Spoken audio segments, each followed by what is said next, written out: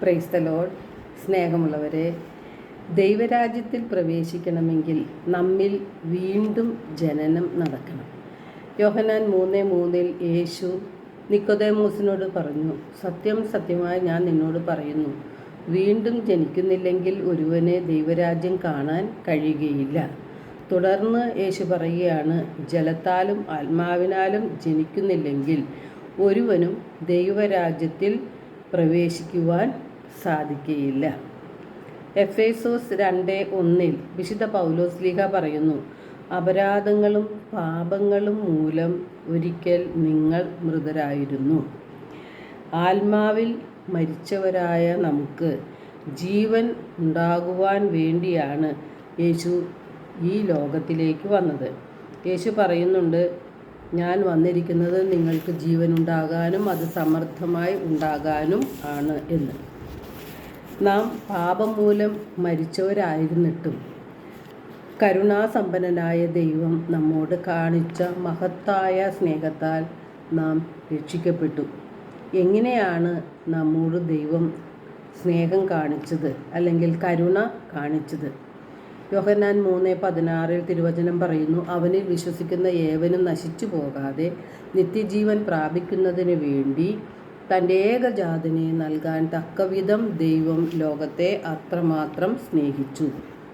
ദൈവം തൻ്റെ പുത്രനെ ഈ ലോകത്തിലേക്ക് അയച്ചത് ലോകത്തെ ശിക്ഷയ്ക്ക് വിധിക്കാനല്ല, പ്രത്യുത അവൻ വഴി ലോകം രക്ഷ പ്രാപിക്കാനാണ്.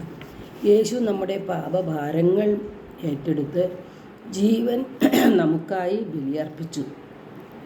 യേശുവിൻ്റെ തിരുരക്തമാണ് നമ്മുടെ പാപക്കറകളെല്ലാം കഴുകി നമ്മെ വിശുദ്ധീകരിക്കുന്നത്.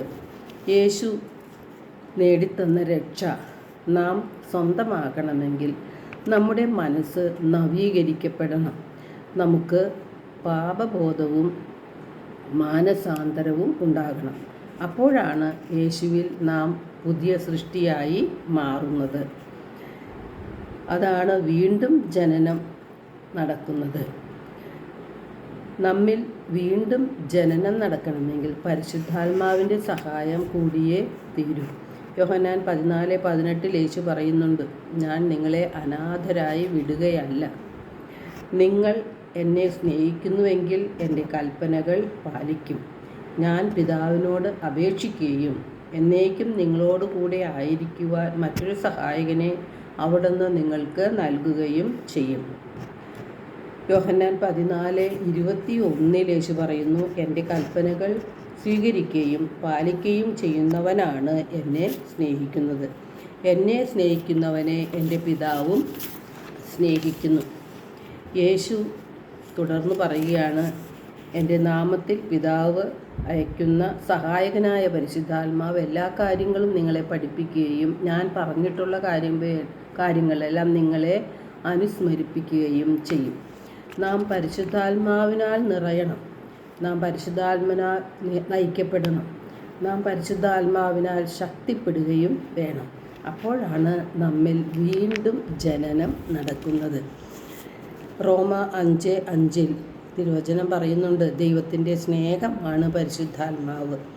നമുക്ക് നൽകപ്പെട്ടിരിക്കുന്ന പരിശുദ്ധാത്മാവിലൂടെ ദൈവത്തിൻ്റെ സ്നേഹം നമ്മുടെ ഹൃദയങ്ങളിലേക്ക് ചൊരിയപ്പെട്ടിരിക്കുന്നു. പരിശുദ്ധാത്മാവിനാൽ നമുക്ക് ശക്തിപ്പെടാം.